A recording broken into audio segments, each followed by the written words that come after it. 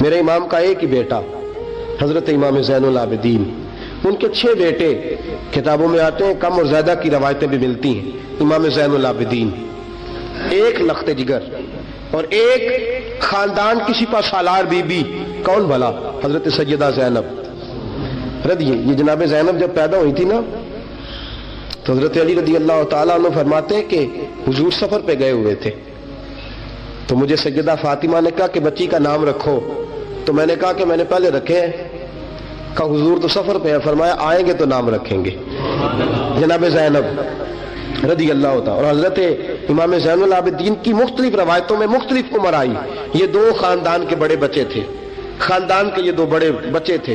میرے دوستو، یہ جو ایک اہم مسئلہ آپ کے گوش گزار کروں، پہلے یہ ہوتا تھا پہلے کہ خلافت روحانی بھی اور سیاسی بھی ایک ہوتی تھی، امام حسن تک ایک رہی، روحانی خلافت بھی اور سیاسی خلافت بھی ایک رہی۔ مسئلہ تھوڑا باریک ہے، تھوڑا سا آپ کو میرے بات غور سے سننی پڑے گی۔ پہلے خلافت ایک ہوتی تھی، روحانی بھی اور سیاسی بھی۔ حضرت ابو بکر صدیق رضی اللہ تعالیٰ عنہ سیاسی کام بھی کرتے تھے مسجد نبی کے منبر پر بیٹھ کر، اور ساتھ ساتھ لوگوں کو روحانیت کی طرف بھی توجہ دلاتے تھے، اللہ اللہ بھی سکھاتے تھے، لوگوں کو نماز بھی پڑھاتے تھے، جمعہ بھی پڑھاتے تھے، سارا کچھ ہوتا تھا۔ جناب امام حسن تک یہ کام رہا، حضرت عمر فاروق، حضرت عثمان غنی، جناب علی مرتضیٰ اور امام حسن تک یہ سلسلہ رہا۔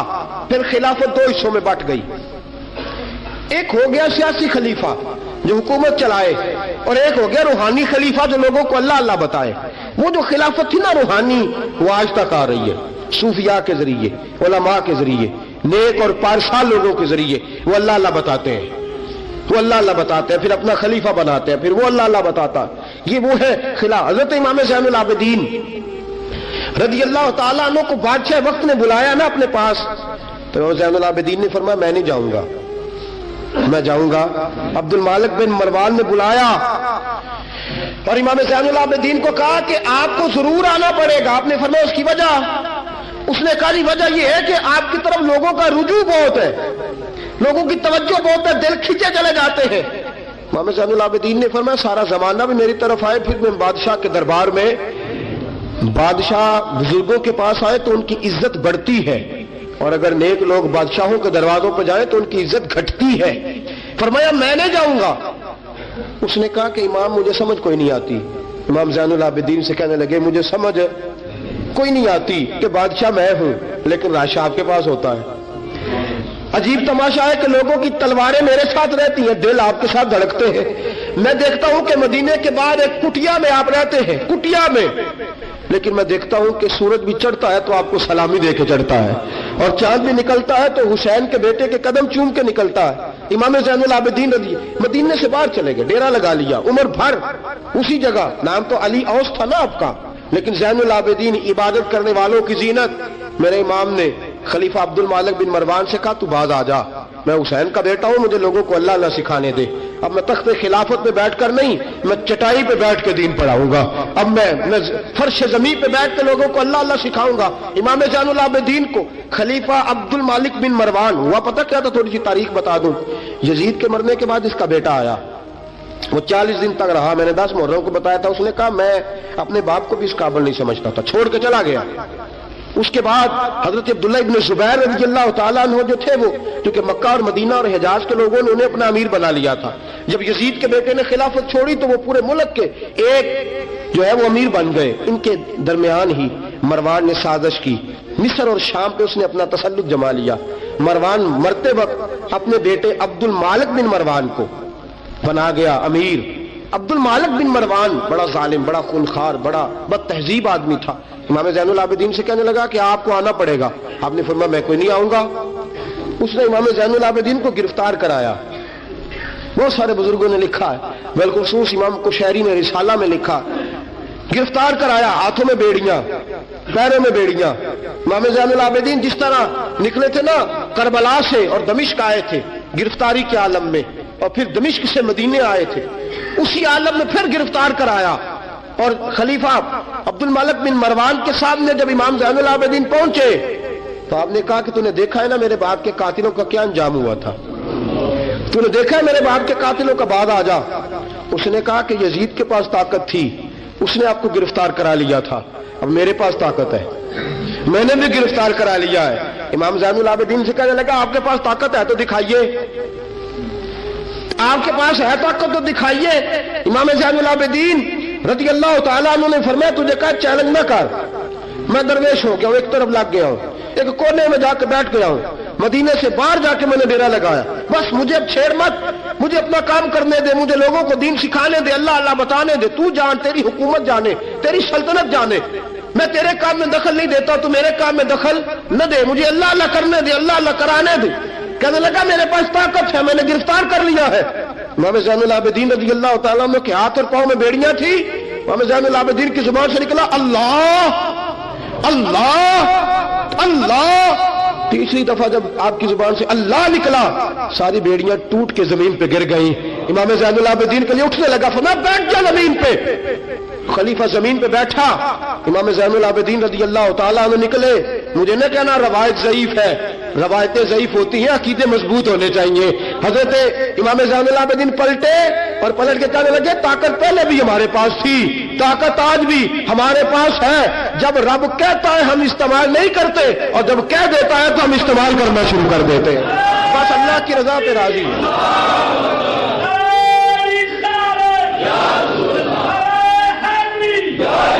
जब अल्लाह कहता है तो इस्तेमाल करते हैं। इमाम ज़ैनुल आबिदीन खलीफतुल मुस्लिमीन अमीरुल मोमिनीन इमाम हसन के भतीजे जनाब अली के पास 3 साल रहे थे।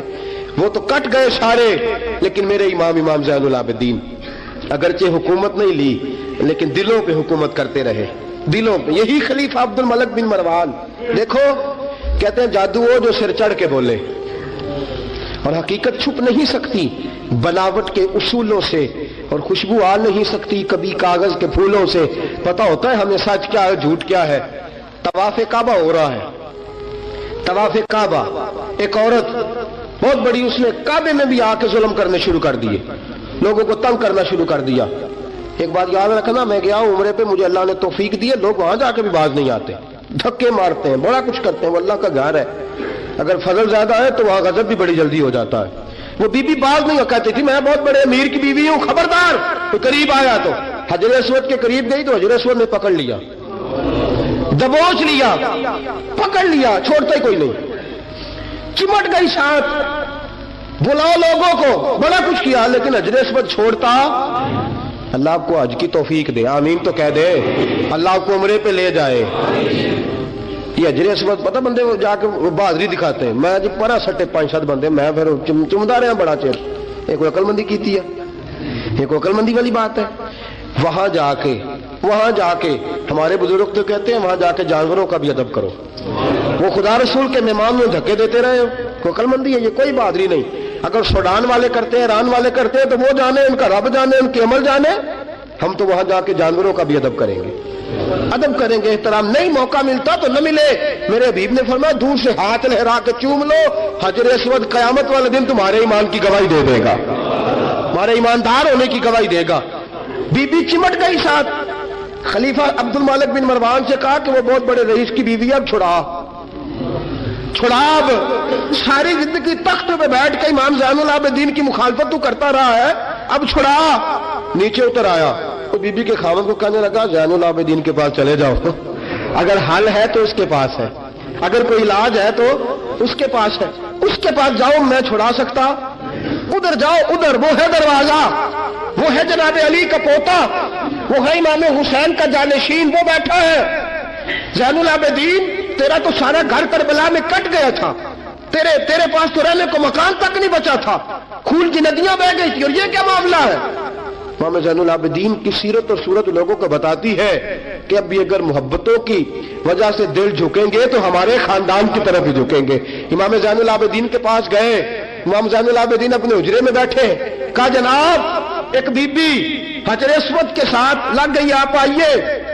इमाम ज़ैनुल आबिदीन रज़ी अल्लाह तआला ने फरमाया मैंने सुना है रईस की बीवी है, लोगों की तंग करती है, छुड़ा लेगा। उन्होंने कहा हजरत जी वो भी आया हुआ है, वो कहता है अगर छुड़ा सकता होता तो पहले भी छुड़ा लेता, मेहरबानी करे। इमाम ज़ैनुल आबिदीन उठे, उनके साथ गए, उस बीबी से जाके कहने लगे तू तौबा करती है? तौबा करती है, कहने लगी करती हूँ। इमाम ज़ैनुल आबिदीन के हाथ उठे, लफ्ज क्या है?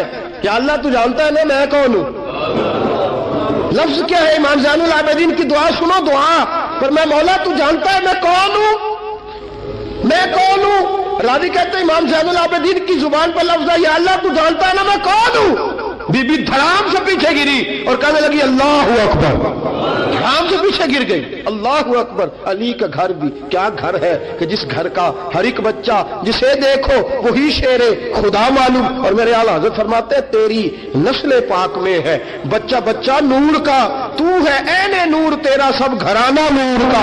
जनाब इमाम ज़ैनुल आबिदीन रज़ी अल्लाह तआला अन्हु क्या कहते हैं? या अल्लाह तू जानता है ना मैं कौन हूँ। एक वो थे जो मिट गए, मिटते हैं, मिट जाएंगे, मिटते हैं आदा तेरे, न मिटा है न मिटेगा कभी चर्चा तेरा। एक वो थे जो मिट गए और एक ये मेरे इमाम का साहबजादा है। और मेरे दोस्तों वो जो बात मैंने पहले कही ना, ये अकड़े रहे, ये जालिम अकड़े रहे, मर गए। मेरे इमाम का ये साहबजादा, एक साहबजादा मदीना मुनव्वरा के एक कोने में, एक नुक्कर में सारी जिंदगी। लोग कहते हैं कि इमाम ज़ैनुल आबिदीन का हाल ये था, नमाज शुरू करते इतनी लंबी नमाज पढ़ते कि भूल जाते सारा जमाना। इमाम ज़ैनुल आबिदीन नमाज पढ़ रहे हैं, घर में आग लग गई है। छोटा बच्चा आपका छोटा साहबजादा करीब सोया हुआ है। इमाम ज़ैनुल आबिदीन रज़ी अल्लाह तआला अन्हु नमाज पढ़ रहे हैं, आग लग गई, बच्चा करीब सोया, लोग आए, शोर मच गया, आग बुझाते रहे, बच्चे को उठा के ले जाते रहे। नमाज के बाद इमाम ज़ैनुल आबिदीन ने देखा, फरमाया ये क्या है, ये खाक किस किस्म की। उन्होंने कहा हज़रत जी घर में आग लग गई थी, आपको पता ही नहीं। कहा क्यों, क्या हुआ? कहा हम सारा जमाना आग बुझा रहा था, आप नमाज पढ़ रहे थे। फरमाया तुम दुनिया की आग बुझा रहे थे, मैं नाना मुस्तफा की उम्मत पर दोज़ख की आग बुझा रहा था। तुम दुनिया की आग बुझा रहे थे, मैं हुजूर की उम्मत के लिए दोज़ख की आग बुझा रहा था। तुम दुनिया की बुझाते रहे, मैं दोज़ख की बुझा।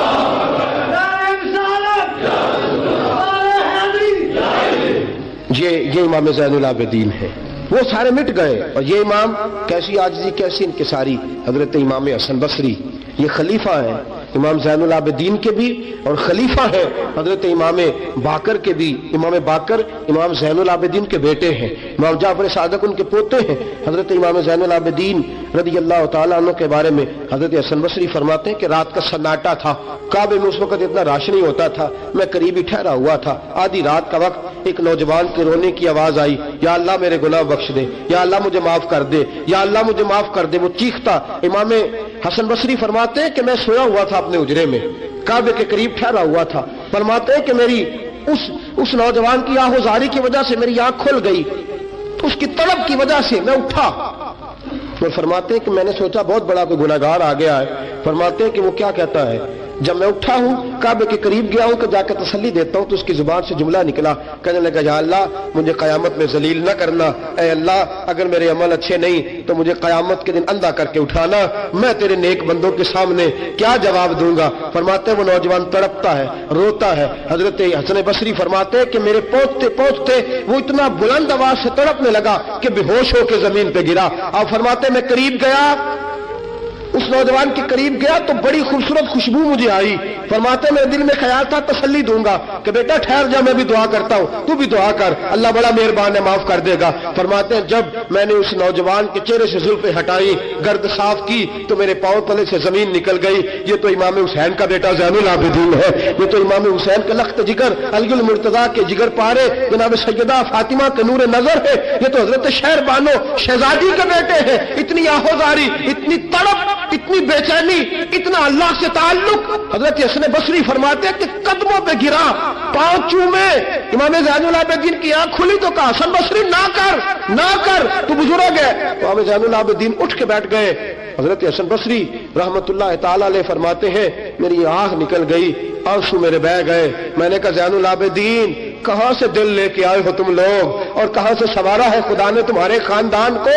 सारा कुछ दे भी देते हो अल्लाह की राह में, सारा कुछ लुटा भी देते हो, सारा कुछ कुर्बान भी कर देते हो, अपने लिए रखता भी कुछ नहीं, और फिर भी माफिया ही मांगते फिरते हो, फिर भी माफिया ही मांगते फिरते हो, फिर भी रोते फिरते हो, फिर भी बारगाह खुदाबंदी के अंदर आहुजारियां करते रहते हो। हजरत हसन बसरी रहमतुल्लाह ताला अलैह फरमाते कि वो जमाना मैंने इमाम ज़ैनुल आबिदीन का देखा। मेरे दोस्तों वो तो मिट गए, अकड़े रहे ना, मिट गए।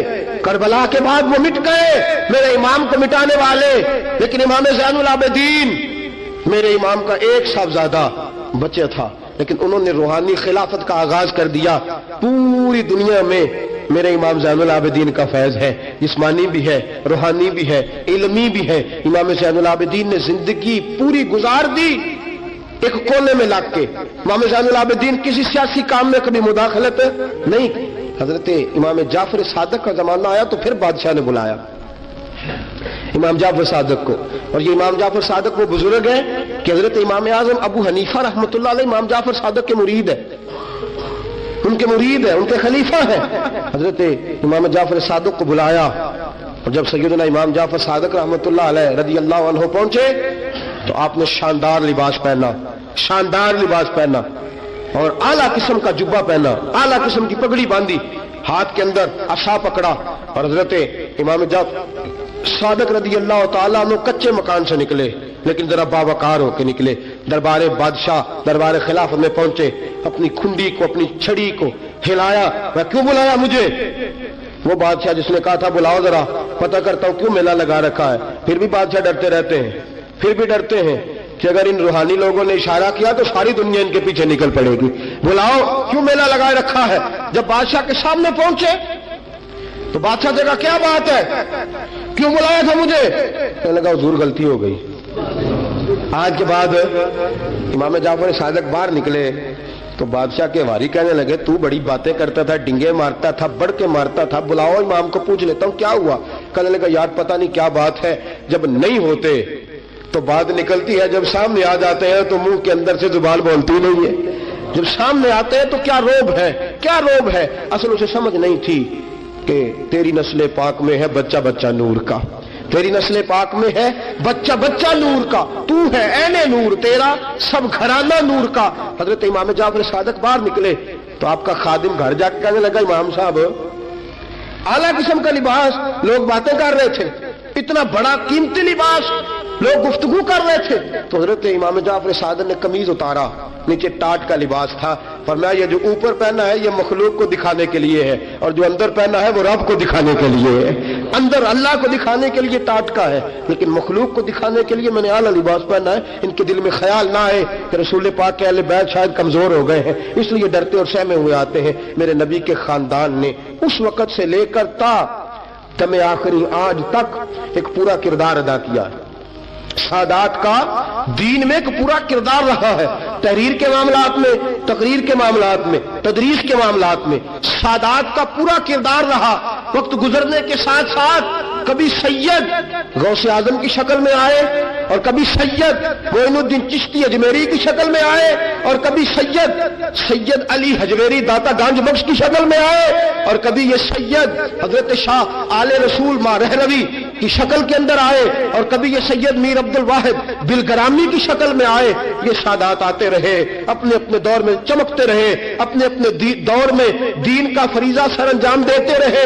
انہوں نے پھر اعلان حکومت والوں کو کہا کہ ٹھیک ہے اگر تم سمجھتے ہو کہ اس طرح ہمیں دین نہیں پھیلانے دیتے تو ہمیں اللہ نے توفیق دی ہے، ہمیں اللہ نے طاقت دی ہے، اللہ نے ہمیں روحانیت دی ہے، ہم اس روحانی طرز کے ساتھ دین پھیلائیں گے۔ میرے دوستو اگرچہ قوت اور اقتدار بھی ہمیشہ انہی کے پاس رہا، کربلا میں جو بھی آیا آپ دیکھ لیجئے نا، یزید کے 14 بیٹے بتائے جاتے ہیں، کوئی بھی نہیں کہتا میں یزید کی اولاد میں سے ہوں۔ امام زین العابدین ایک ہی بچے تھے نا کربلا میں، آپ کو گلی گلی سید ملیں گے، نگر نگر سید ملیں گے، جگہ جگہ رسول پاک کی اولاد ملے گی۔ میرے دوستو یاد رکھنا جو ظلم کرتا ہے اور ظلم میں بڑھتا ہے وہ بچتا نہیں، اس کا نام مٹ جاتا ہے، اس کا کردار نفرت کی علامت بن جاتا ہے۔ زندگی آپ بھی گزار رہے ہیں، وقت میں بھی بتا رہا ہوں، یاد رکھنا، خیال رکھنا، اگر ظالم بنو گے تو مٹ جاؤ گے، اگر ظالم بنو گے تو ختم ہو جاؤ گے، اگر ظالم بنو گے تو تمہارا نام لینا لوگ پسند نہیں کریں گے۔ ظلم کا نشان بن کے نہ رہنا، محبت کی علامت بن کے رہنا۔ اگر کبھی مار بھی کھانی پڑی تو وقتی طور پہ کھا جانا، تھوڑی دیر کے لیے مار کھا کے دیکھنا، کبھی کبھی مار کھانے میں بھی بڑی عزت ہوا کرتی ہے، کبھی کبھی مار کھانے اور برداشت کرنے میں بھی بڑا وقار ہوتا ہے۔ کبھی یہ بھی کر کے دیکھو، اس میں بھی ایک ذائقہ ہے، اس میں بھی ایک لطف ہے۔ میرے عزیزوں جو ظلم کرے گا نہیں رہے گا، جو ظلم کرے گا اگر کتنے بھی اس کی اولادیں ہو جائیں اس کا نام نہیں چلے گا۔ جو محبت کرے گا جو مار کھائے گا. خواجہ معین الدین چشتی نے بڑی مار کھائی, داتا علی اجمیری نے ہندوؤں سے بڑی مار کھائی, حضرت غوث پاک جیلانی کو بڑا ستایا گیا. یہ مار تو کھاتے رہے لیکن پیغام حق پہ ڈٹے رہے. اسے مار کھانی آ جائے, مار کھانی, بلکہ ملا رومی فرماتے ہیں جسے کٹنا آ جائے وہ بچ جاتا ہے, جسے قربان ہونا آ جائے اسے عزت مل جاتی ہے. جو برداشت کرنا سیکھ جاتا ہے وہ محبت کی علامت بن جاتا ہے. میدان کربلا نے یہ سبق دیا کہ اگر وقتی طور پہ مار کھانی پڑی تو ذرا کھا کے دیکھنا, لیکن کھانا حق کے رستے میں, کھانا حق کے رستے میں. اور ایک اور بات بھی ذہن کے اندر رکھیے, ضروری نہیں کہ کسی جگہ پہ کثرت ہو جائے, زیادہ ہو جائے تو وہ حق کی علامت ہی ہو. ہمیشہ کثرت حق کی علامت, اتبعوا سواد العظم والا معاملہ دوسرا ہے, لیکن کثرت ہمیشہ صداقت کی علامت نہیں ہوتی.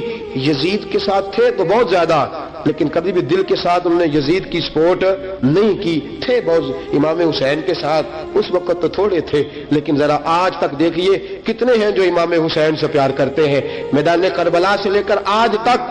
اور پھر کسی نے کہا تھا نا انسان کو بیدار تو ہو لینے دو, ہر شخص پکارے گا ہمارے ہیں حسین. پھر دیکھنا صبح قیامت تک کتنے ہیں. حق کے نام پہ ڈٹ جاؤ, اگر تم ایک بھی ہوئے, دو بھی ہوئے, 10 اور 12 14 بھی ہوئے, رہنا حق پہ قائم رہنا. مار کھا کے دیکھنا, اس میں بھی بڑی لذت ہے. ظلم سے بچنا, ظلم بہت بڑا عیب ہے, ظلم بہت بڑی بیماری ہے. لگ جائے گی تو نام و نشان مٹا دے گی, ختم کر دے گی صفحہ ہستی سے ظالم کو. اللہ میں ہر قسم کے ظلم سے بچائے, ہمیشہ مدحت خیر الانام میں گزرے. دعا ہے یہ عمر درود و سلام میں گزرے. وآخر دعوانا ان الحمدللہ. اور اگر آپ نے ابھی تک ہمارا چینل سبسکرائب نہیں کیا تو فوراً سبسکرائب کیجئے, ساتھ ہی بیل آئیکن پر کلک کریں تاکہ مزید آنے والی ویڈیو ہیں وہ آپ کو وقت پر ملتی رہیں. اللہ حافظ.